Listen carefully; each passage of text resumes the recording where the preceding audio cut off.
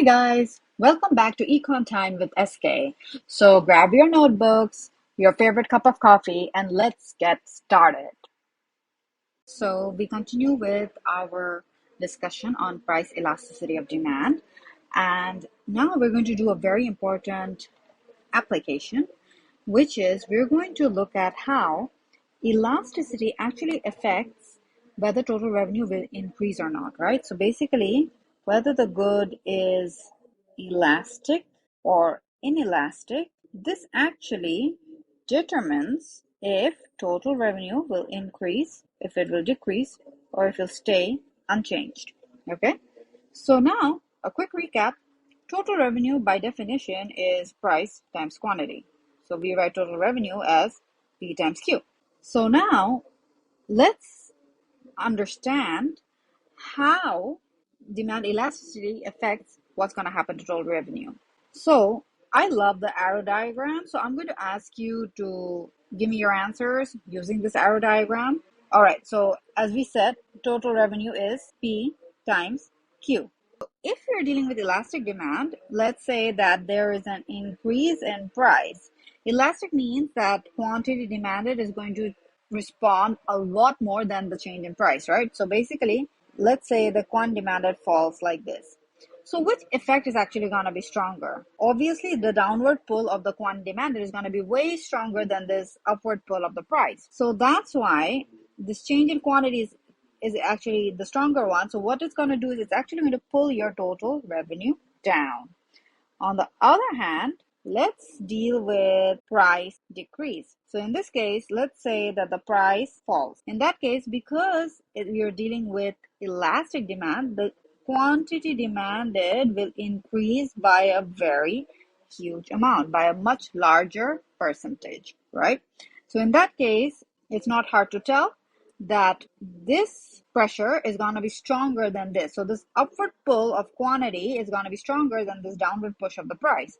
So ultimately, what do you think is going to happen? Well, total revenue is going to be pulled up. So this is what we are summarizing here, that when there is a price increase, since the change in quantity is stronger, so total revenue is pulled down. On the other hand, when we are dealing with a price decrease, since the change in Q is stronger, it actually ultimately pulls the total revenue up. Okay. So what happens when we are dealing with inelastic demand? Well, in the case of inelastic demand, let's say there is an increase in price. Guess what? There's going to be a response in quantity demanded, but it's going to be really small. So in this case, which impact do you think is going to be stronger? Of course, it is going to be this one, which means what will happen to the total revenue? It is going to be pulled up because the change in price is going to have the stronger impact. On the other hand, let's deal with the case where price is falling.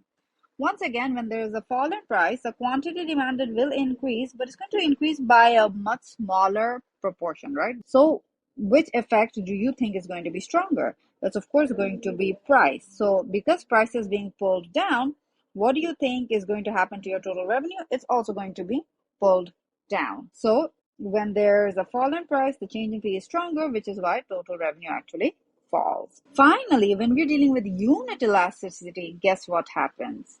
Well, what we learned is that the percentage change is the same when we're dealing with unit elasticity. When price increases, quantity demanded falls by the same percentage.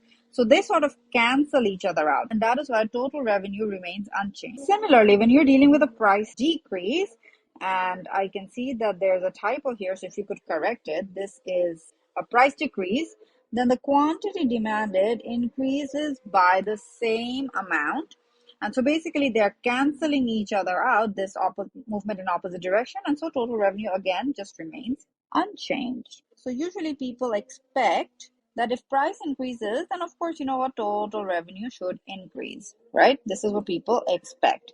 But what have we shown? We have shown that it's actually the price elasticity of demand that decides or determines whether total revenue will increase or decrease, or it should remain constant. So if the firm's agenda is that they want total revenue to increase, they need to know whether the demand for the good is elastic or inelastic. So if they figure out that, look, the good that I'm selling has elastic demand, in that case, in order to raise total revenue, they're actually going to lower price. On the other hand, if the producer knows that his good has inelastic demand, then if his aim is he wants higher total revenue, what he's going to do is he's going to actually increase the price. So that's why we are saying that it's very important for producers to know whether the demand for their good is elastic or inelastic. One last word of caution: please don't confuse elasticity with slope. So that's why the first bullet is saying, look, elasticity is not the same as slope of the demand curve, okay? To understand that, just remember that elasticity is about percentage change in y due to x, where slope deals with the ratio of change in y to change in x. There's no percentage here. So look at, when we calculate elasticity, do you see this part? This part is actually nothing but the slope, right? So I'm going to write that down, okay? So look at this. Elasticity of demand, the formula was change in quantity demanded by change in price times price average by Q average. This is nothing but the slope. The slope is a part of the elasticity of demand. They're not the same. Elasticity of demand is something more because it actually deals with the percentage change. All right, so with that, we end our discussion on price elasticity of demand.